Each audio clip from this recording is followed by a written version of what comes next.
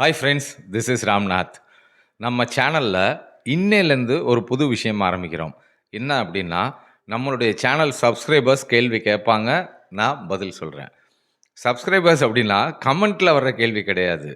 நம்ம ஏற்கனவே நம்ம 20,000 சப்ஸ்கிரைபர்ஸ் இருக்காங்க இல்லையா? அதுலேருந்து சில பேர் வந்து நம்ம கூட தொடர்ந்து பயணிக்கணும் அப்படின்னு ஆசைப்பட்டதுனால, அவங்கள தனியா 2 வாட்ஸ்அப் குரூப்பா இருக்காங்க. ஏன்னா வாட்ஸ்அப் குரூப்னால மேக்ஸிமம் 1000 பேர் தான் இருக்க முடியும். அதனால ஸ்டாக் மார்க்கெட் சிம்ப்ளிஃபைட் அப்படின்னு எஸ்எம்எஸ்ன்னு சொல்லுவோம். 2 எஸ்எம்எஸ் குரூப் இருக்கு. 3வது குரூப் இப்ப ஆரம்பிக்க போறேன். அத பத்தியும் வீடியோ போட்டிருக்கேன். பட் இந்த கன்டென்ட் வந்து அந்த குரூப்ல இருக்கிற நண்பர்கள் வந்து கேள்வி கேட்பாங்க. ஸ்டாக் மார்க்கெட் ரிலேட்டடா அவங்களுடைய சந்தேகங்கள கேட்பாங்க. அதுக்கு என்னோட எக்ஸ்பீரியன்ஸ் வச்சு நான் பதில் சொல்லுவேன். இத ஏன் ஒன்லி எஸ்எம்எஸ் குரூப்ல மட்டும் போடணும்? நம்ம சேனல்ல போட்டா நெறைய பேர் பார்ப்பாங்கல்ல. வியூவர்ஸ் நெறைய பேருக்கு அந்த நாலேட்ஜ் போய் சேரும்ல அப்படிங்கிறதுனால தான் இந்த ப்ரோகிராம். இதுக்கு பேரு கொஸ்டின் அண்ட் ஆன்சர்ஸ் அப்படின்னு இருக்கும். இது மாரி நெறைய சீரியஸ் ஆஃப் வீடியோஸ் டெய்லி வந்துட்டே இருக்கும். நீங்க பாருங்க. உங்களுக்கு ரொம்ப யூஸ்ஃபுல்லா இருக்கும். 2வது இப்ப இன்னைக்கு நீங்க பார்த்துட்டீங்க. ஏற்கனவே 2, 3 இது பார்க்கலையாம விட்டோம் போல இருக்கே அப்படின்னால், நம்ம சேனலுக்கு வந்துட்டு வீடியோஸ்ல பிளேலிஸ்ட்ன்னு இருக்கும் இல்லையா? பிளேலிஸ்ட்ல பார்த்தீங்கன்னா, QA அப்படின்னு தனியா ஒரு பிளேலிஸ்ட் இருக்கும். அதுல கொஸ்டின் அண்ட் ஆன்சர் இந்த மாரி வீடியோஸ் மட்டும் தான் அதுல இருக்கும். ஸோ டெஃபினட்டா அது ரொம்ப ரொம்ப யூஸ்ஃபுல்லா இருக்கும். தொடர்ந்து பாருங்க. இப்போ ஃபர்ஸ்ட் கேள்வி யார் கேட்டிருக்கா? என்ன கேள்வி? அப்படிங்கிறத பார்த்துருவோம். சார் வணக்கம். என் பேர் ஏழுமலை. நான் யூஎஸ்லேருந்து பேசுகிறேன். எனக்கு ஒரு சின்ன கேள்வி. ஒரு இண்டிவிஜுவல் ஸ்டாக்ஸ் வந்து செக் பண்ணிட்டு வரோம் நம்ம பை பண்ணுறதுக்காக.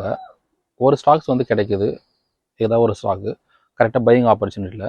அந்த சேம் டைம் வந்து பார்த்தீங்கன்னாக்கா நம்ம வந்து கிராஸ் செக் பண்ணுறோம். இப்போ நிஃப்டி 50யில் அது வந்து பார்த்தீங்கன்னாக்கா கரெக்ஷனில் இருக்குது, அப்படி இல்லைனாக்கா சைட்வேஸில் இருக்குது. ஸோ இப்போ கரெக்ஷனில் இருக்கும்போதும் சைட்வேஸில் இருக்கும்போதும் அந்த இண்டிவிஜுவல் ஸ்டாக்ஸை நம்ம வாங்கணுமா இல்லை வெயிட் பண்ணணுமா? இந்த இண்டிவிஜுவல் நிஃப்டி 50 மேலே போகிற வரைக்கும், அதாவது நிஃப்டி 50 ட்ரெண்ட் வந்து மாறுற வரைக்கும் நம்ம வெயிட் பண்ணணுமா இல்லை அந்த ஸ்டாக்ஸை வந்து உடனே வாங்கலாமா சார், பையிங் ஆப்பர்ச்சுனிட்டி இருக்கிற ஸ்டாக்ஸு? Thank you sir. இவரோட கேள்வி என்னன்னா, நான் இண்டிவிஜுவல் ஸ்டாக் வாங்கும்போது ஓவரால் மார்க்கெட்டுடைய சென்டிமெண்ட் டவுன் ட்ரெண்டா இருக்கா? சைட்வேஸ்ல இருக்கா? அது நான் தனிப்பட்ட முறையில் வாங்குற ஸ்டாக்குடைய வளர்ச்சியை பாதிக்குமா? அப்படிங்கிறது தான் இவர் கேட்க வர்றதோட சென்ஸ். ஆக்சுவலாக நான் அடிக்கடி சொல்கிறது, நீங்கள் விலையை மட்டும் பார்த்தீங்க அப்படின்னா நீங்கள் ட்ரேடர். அப்போ ட்ரேடிங்குக்கான விஷயங்களை கண்டிப்பாக நீங்கள் தெரிஞ்சுக்கணும். இன்வெஸ்டராக இருந்தால் நீங்கள் வேல்யூவேஷன் தான் பார்க்கணுமே தவிர ட்ரெண்ட் எப்படி இருக்குன்னு பார்க்க வேண்டிய அவசியம் கிடையாது. இது ஒரு ஆங்கிள். இன்னொரு ஆங்கிள் என்னன்னா, கண்டிப்பாக பாதிக்க தான் செய்யும். ஏன்னா இப்போ ஃபார் எக்ஸாம்பிளுக்கு நிஃப்டி வந்து ஃபாலிங் ட்ரெண்டில் இருக்குன்னு வச்சுக்கோங்க. எல்லா நியூஸு, எல்லா சோஷியல் மீடியாலாம் என்ன சொல்லுவாங்க, நிஃப்டி இன்னைக்கு இவ்வளோ இறங்கிருச்சு, இது இவ்வளோ கிராஷ் ஆயிடுச்சு, அது இவ்வளோ கிராஷ் ஆயிடுச்சுன்னு நிறைய நெகட்டிவ் நியூஸாக வந்துக்கிட்டே இருக்கும். ஓவரால் சென்டிமெண்ட் இறங்கிட்டு இருக்கும்போது யாரும் இன்ட்ரெஸ்ட்டாக பை பண்ண மாட்டாங்க. அதுதான் நம்ம ரீட்டைல் இன்வெஸ்டர் பண்ணுற தப்பே.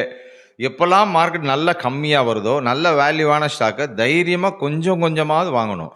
மொத்தமாக தடால்னு போட்டுட்டு அப்புறம் அங்கேருந்து இறங்குச்சுன்னா கஷ்டம். அதனால சிஸ்டமேட்டிக்காக இன்வெஸ்ட் பண்ணிக்கிட்டே இருக்கிற ஹேபிட் வந்துச்சுன்னா, ட்ரெண்ட் இப்படி இருக்கு, அது இப்படி இருக்குன்னு இன்வெஸ்டர்ஸ் கவலைப்பட வேண்டிய அவசியமே கிடையாது. இன்வெஸ்டர் பார்க்க வேண்டிய ஒரே விஷயம் வேல்யூவேஷன் அண்ட் அந்த கம்பெனியோட growth மட்டும்தான். ஓகே.